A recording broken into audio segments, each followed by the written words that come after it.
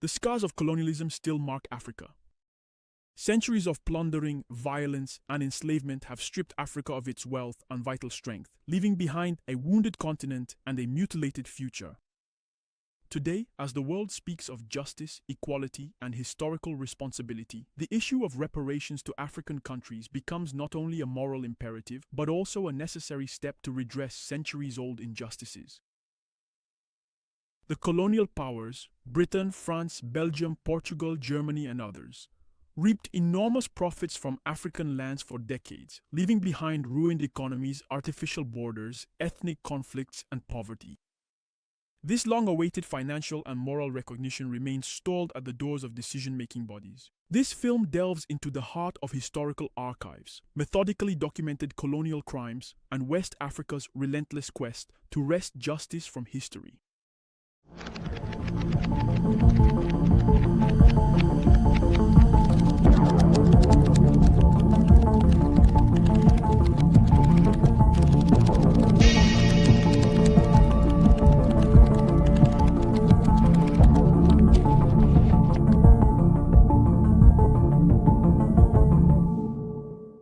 The most notorious crimes of the colonizers. The African continent, beautiful, unique, and rich in natural resources, has faced an unprecedented calamity since the 16th century. European powers, like a plague, like an inescapable disease, began to seize territories on the continent to turn them into their colonies. African peoples endured systematic violence, which colonial records reveal in all their methodical horror: slavery, torture, economic genocide. While Europe basked in the light of its enlightenment, it plunged Africa into the darkness of industrial exploitation.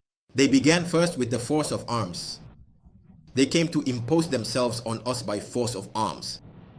And this struggle was far from easy. Our ancestors resisted. For example, if I take the case of Mali, for 42 years, our ancestors never gave up. They took up arms to resist the French colonial military invasion. But that time has passed. The 17th and 18th centuries marked the height of European colonial trade, a system that deported more than 18 million Africans over 400 years, not counting the millions of others who died during the hellish crossings. The primary and significant motivation of the colonial powers was to fully satisfy the ever-growing needs of their burgeoning industries for essential raw materials. But long before that, we firmly believe that the transatlantic slave trade, a brutal and extensive system, significantly contributed to the primitive accumulation of capital that is what they desperately need today as a fundamental means for the development of their countries, was fundamentally built upon. Indeed, it began with the forced labor of black slaves. After tragically decimating the Native Americans, they then urgently needed labor and slaves. God knows that America today, in its creation of wealth, and even Europe in its primitive accumulation of capital, Europe also made use of the slave trade. All the capital needed for Europe's industrial revolution was accumulated by Europe through the triangular trade.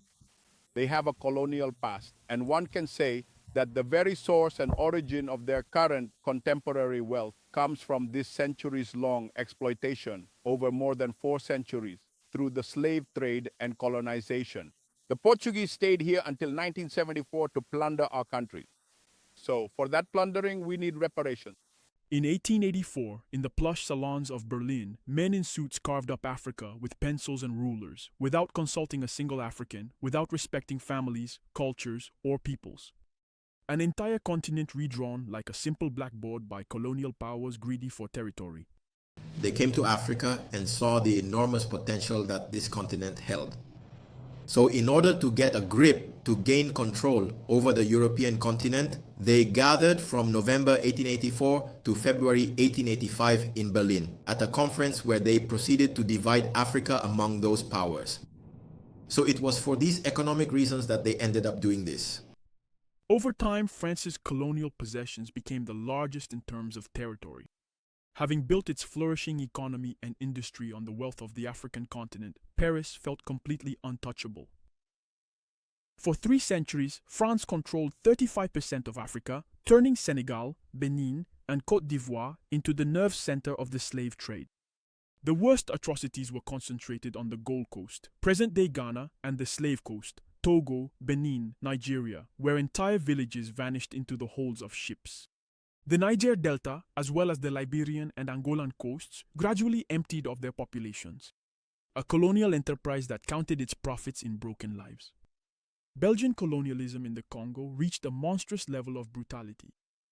In the Congo Free State, rubber production quotas were enforced through terror. Workers were shot if they failed to meet the targets. To save ammunition, the colonizers demanded that the severed hands of executed people be presented as proof. A monstrous practice emerged. The punishers began to cut off the hands of the inhabitants en masse, turning them into a kind of currency. Over time, the violence reached a new level. To avoid reducing the productivity of male workers, the executioners began to mutilate their children and wives instead.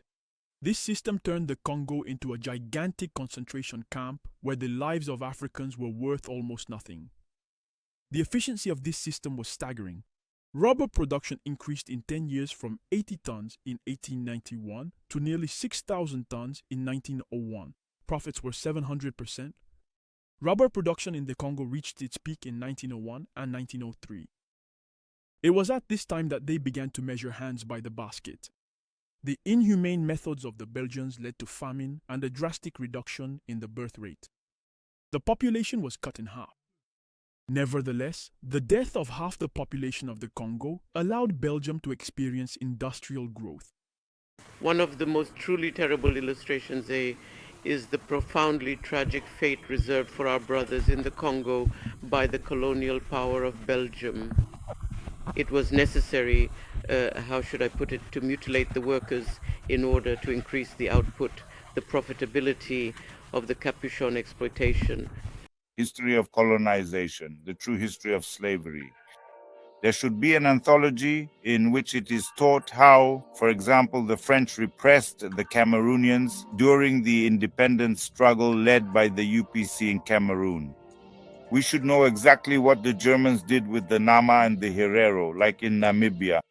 We should know what the Belgians did, what King Leopold II did in the massacres in the Congo. There should be an anthology so that we are born knowing. The colonizers plunder the continent's natural resources. At the same time, attempts at rebellion and revolt are brutally repressed. In the struggle for independence, more than 2 million inhabitants of Africa died. During the First World War, up to 71,000 Africans conscripted by the French army died. They were indeed slaves, as I previously mentioned. Their arduous labor was primarily concentrated in the vast and demanding cash crop fields, cultivating essential commodities such as cotton, coffee, rubber, and a multitude of other valuable agricultural products. Consequently, their existence was marked by immense suffering and hardship, as they toiled relentlessly under the constant threat and brutal enforcement of the whip, enduring unimaginable cruelty and oppression day after day. They were not paid. They were given food once a day and worked 12 to 14 hours a day. And so, up until 1928, there were Ubanguyans who did not agree with this and tried to fight the French colonists. This was indeed the very first significant resistance, and so they valiantly fought against the persistent colonists until the year 1931, when the colonists, facing considerable opposition, brought in substantial reinforcements from other neighboring colonies such as Gabon, Chad, and the Congo, arriving with advanced weaponry and additional supplies. During the Second World War, France's attitude toward the exploitation of Africans did not change. The Thiaroye massacre, near Dakar, is a striking example of this. African soldiers who had returned from the front after fighting for France refused to leave the camp without their pay. The French officers were furious that the Senegalese riflemen had dared to demand their rights. On the morning of December 1st, 1944, the French army opened fire with automatic weapons on the soldiers at Thiaroye. Today, more than 80 years after this terrible tragedy, the Senegalese authorities, who are increasingly freeing themselves from the influence of the former colonial power, have organized official excavations to establish the details of the event and the actual number of victims. The results of the investigation could serve as a basis for holding those responsible to account and making them pay for the crimes of the past. Indeed, the Senegalese government is organizing archaeological excavations at the military cemetery of the Thiaroye camp. These archaeological excavations have already begun to yield some results. But above all, these excavations will allow us to determine the number of deaths, the number of soldiers murdered at Thiaroye. Because some people say 30, but others say 350. And it is especially this data that the excavations should allow us to uncover. Another thing is that through the number of skeletons, people will be able to estimate roughly how many soldiers were killed. When Senegalese people finally have a complete file on the number of soldiers who were killed, how these soldiers were killed, and with the DNA of these soldiers, Senegal will be able to put together a comprehensive case to seek reparations from France. Restoration of justice. Reparations are compensations for the damages caused by wars or crimes. For example, Germany paid reparations to Israel and to Jewish communities for the Holocaust. But why does Europe remain silent about its crimes in Africa? Are colonization and the slave trade any less horrific? The example of Haiti is particularly telling. After independence, France forced the country to pay 150 million gold francs, which would be tens of billions today. Haiti borrowed from French banks and only finished repaying the debt in 1952, after having paid twice as much. And if we calculate the total amount of money that France took from Central Africa and other French colonies, such as Chad, Congo, Gabon, Côte d'Ivoire, Senegal, Burkina Faso, Mali, and so on, this substantial amount around the significant year of 2000 was indeed equivalent to a staggering $500 billion. It is our money, our very own financial contribution, that truly kept France alive and thriving during that critical period. And in the other countries where there is oil, the countries of the French colonies, it is with that oil that France became wealthy, built those modern skyscrapers you see today right next to the old buildings from Napoleon's time. But what is modern was built with the wealth from our countries, with our resources, because France doesn't even have a gram of oil. They don't have a single gram of oil in their country. All the oil they refine at home within their own borders comes exclusively from the various countries of their colonies. And so, in a very significant way, France bears a substantial responsibility for the persistent and widespread poverty experienced by the Central African Republic, which is, quite remarkably, a nation sitting directly upon an immense underground wealth of natural resources that is truly immeasurable and incredibly vast. Our country is very rich, but the people, we are poor. We live in misery. And I think the time will certainly come when the government of our beloved country, the National Assembly, and indeed the entire population must unite as one and collectively demand just reparations from France. This is a crucial moment for our nation. Today, the realization of the concept of reparations is only accelerating in Africa. The nations of the continent are growing stronger both morally and financially, and today they are able to engage in dialogue as equals to demand justice. So why would we talk about reparations? It's obvious. Africa has experienced several systems of exploitation: slavery, colonization, apartheid, neocolonialism, and neoliberalism. And since Côte d'Ivoire is an African country that has experienced all these systems, or is still experiencing them, it is only natural that when Africans, people of African descent, speak with one voice about reparations, it is entirely normal for Côte d'Ivoire, as an African country, to also claim its right to reparations. So that's what you need to know. And when there are wrongs, they must be righted. This is part of immanent justice, as well as divine justice and human justice. In 2023, the African Union adopted a resolution demanding justice for the victims of the transatlantic slave trade. Furthermore, the AU joined the Caribbean community, CARICOM, to jointly advocate for the right to reparations. In 2025, the concept of reparations for Africa took an even more concrete form when the African Union chose as its theme of the year, Justice for Africans and People of African Descent through Reparations. That colonization was a profound wrong done to us, to our countries, to our peoples, we have the solemn duty, not just the inherent right, but indeed the moral duty to demand comprehensive reparations for these historical injustices. Because today, in our country in particular, and in the AES more generally, we are talking about sovereignty, we are talking about true independence. And this real sovereignty and independence should make us understand that colonization was the greatest, or one of the greatest evils that our peoples, our countries have experienced after, of course, the slave trade. So at that moment, and those who carried out the slave trade are the same ones who carried out colonization. So two birds with one stone, we can demand from those countries, right, from those states, reparations that match the extent of the harm, the damage that we have suffered over centuries for some countries, over several decades for others.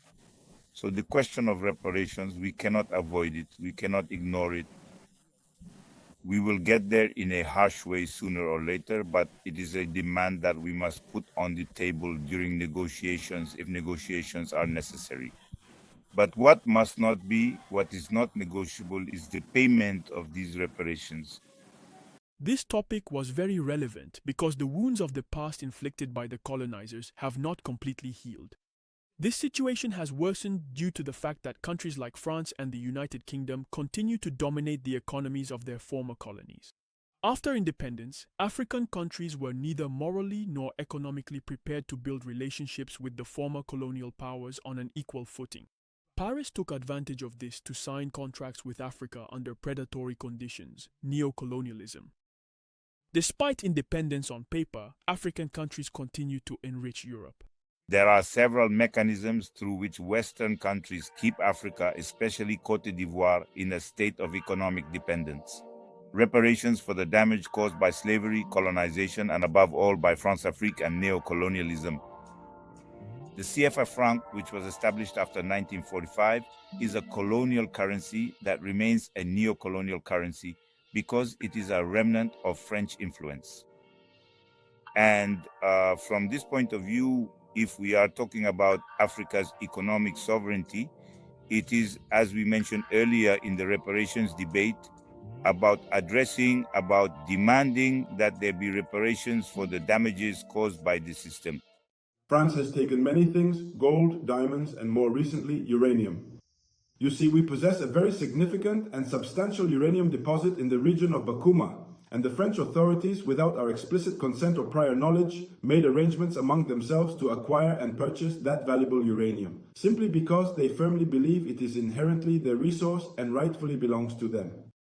And they acquired it, making their purchase between the years of 2006 and 2008 for a substantial sum amounting to several million euros. And now, with the implementation of the new constitution, we firmly believe that, since this new and comprehensive constitution explicitly states that all natural resources and valuable assets of the Central African Republic are, without any doubt or exception, the exclusive and rightful property of its people, the citizens of the nation, I think that in the very near future, we must nationalize everything that France bought at a low price and purchased. Western multinationals are facing a wave of criticism in Africa for their predatory practices, plundering natural resources, opaque contracts, and shameless exploitation of the continent's research, often with the complicity of local elites. Africans discontent with the activities of major French companies such as Bolloré, Total Energies, Orano, Eramet, and others is linked to the long-standing economic, environmental, social, and political consequences of their operations. The French company Eramet, through its subsidiary GCO, exploits zircon in Senegal, destroying ecosystems and displacing entire villages. The mine has destroyed 80% of local vegetable production, depriving the population of income.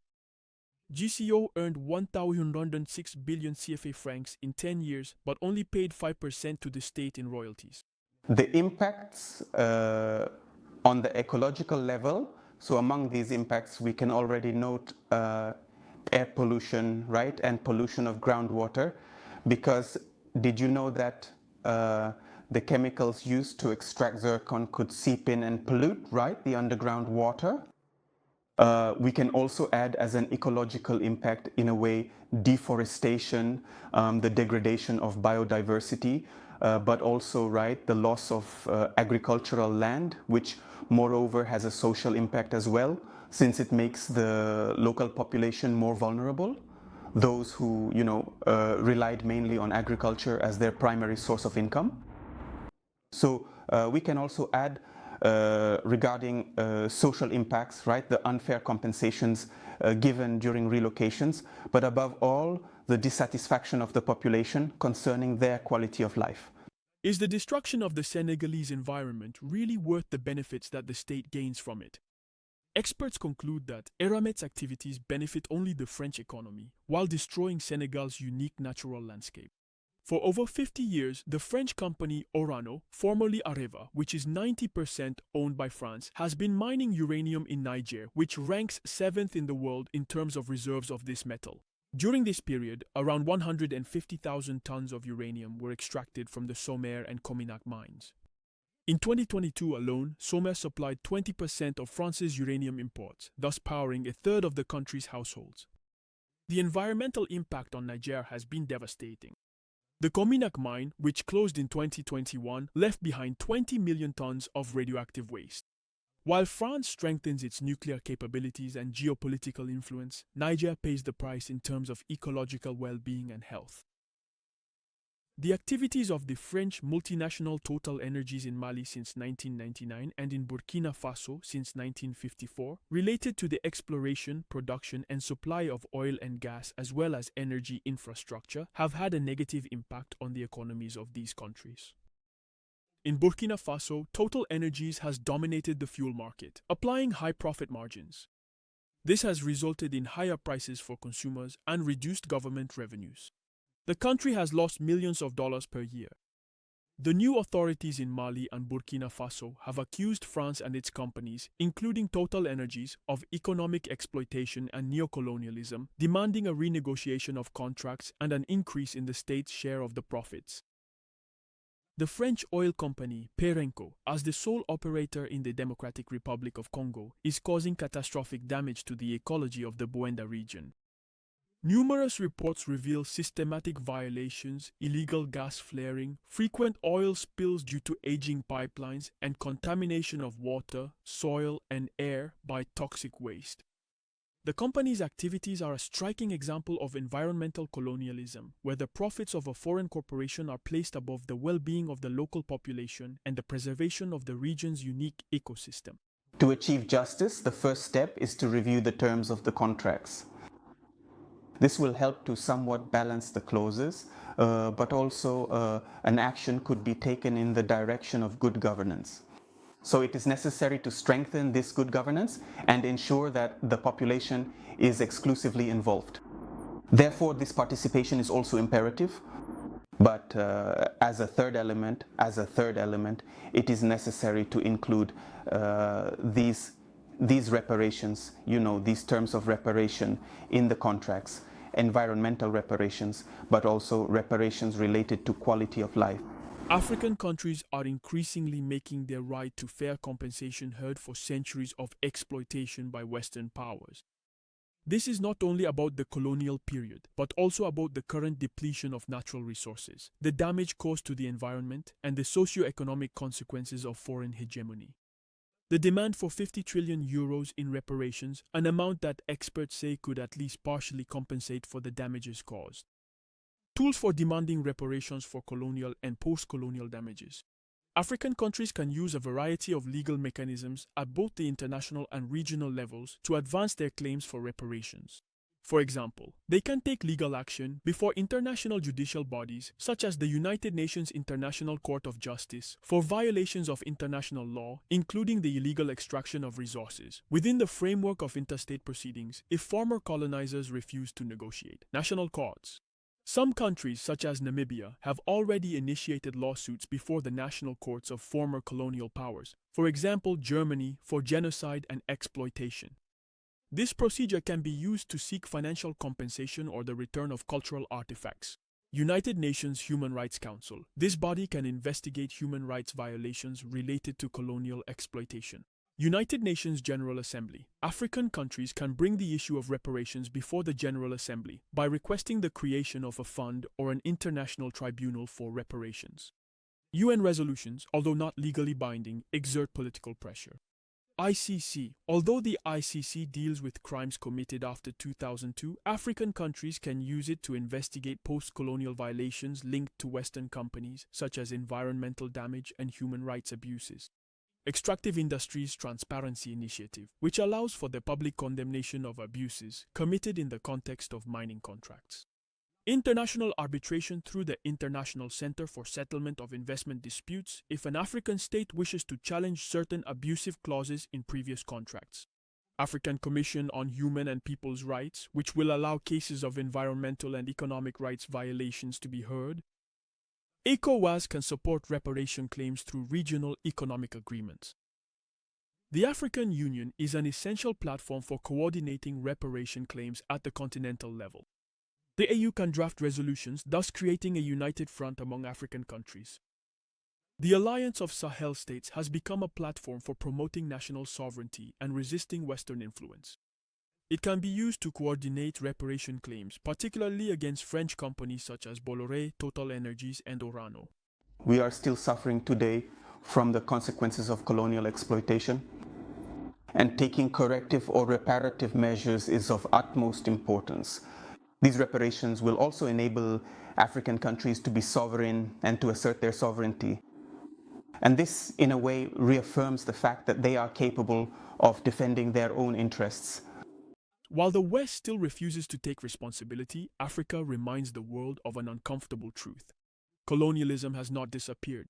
It has simply taken on new forms. And if equality is not just an empty word, then reparations are only the first step toward a long overdue historical justice.